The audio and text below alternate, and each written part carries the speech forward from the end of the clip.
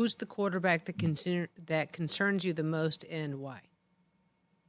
Quarterback concerns me the most in regards to what? Playing, how they're playing out in the field, where they are. I mean, I would have probably said, Joe Burrow right now, just because it's so different than what we've seen. I think, looking at the game last night, because it's fresh on my mind, Daniel Jones. Here's another kid that I believe got a contract that was bigger than he's played up to this point. And when you do that, obviously there's a huge blessing in that. But you get scrutinized as that type of quarterback. If you make $140 million, you get looked at like a $140 million quarterback, and you get scrutinized every single week. And so, he's getting beat up. He's getting hit a lot. He's not playing necessarily great. But at the same time, I think we're expecting him, very much like Zach Wilson, to play at a level that they've never shown us that they can play at. And it's unfair to me, to the player, to put that on them just because they were drafted number 3 overall, or just because they're the starting quarterback for the New York Jets now, or just because they signed a big contract.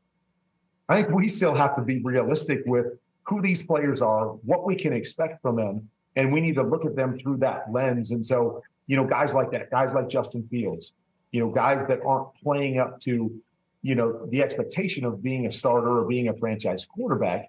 I worry about those guys because, just as you said, when you hear people talk about them and say things about them like that, you can't not hear it in this day and age, right? Maybe when I was playing, you had to read it in a newspaper. So if you didn't pick up the newspaper, maybe you didn't hear it. Nobody told you.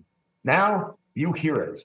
The stuff with Rodney Harrison, I mean, that's out there every single day, and you guys are talking about it, and every podcast is talking about it.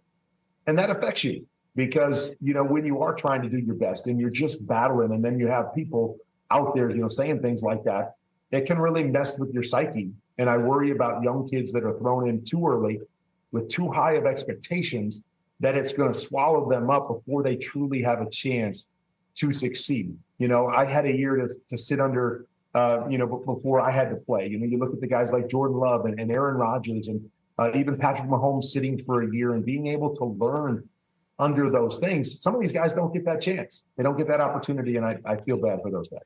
Check out new episodes of What the Football with Suzy Shuster and Amy Trask every Tuesday. Watch us on the Rich Eisen Show YouTube page or follow and listen wherever you get your podcasts.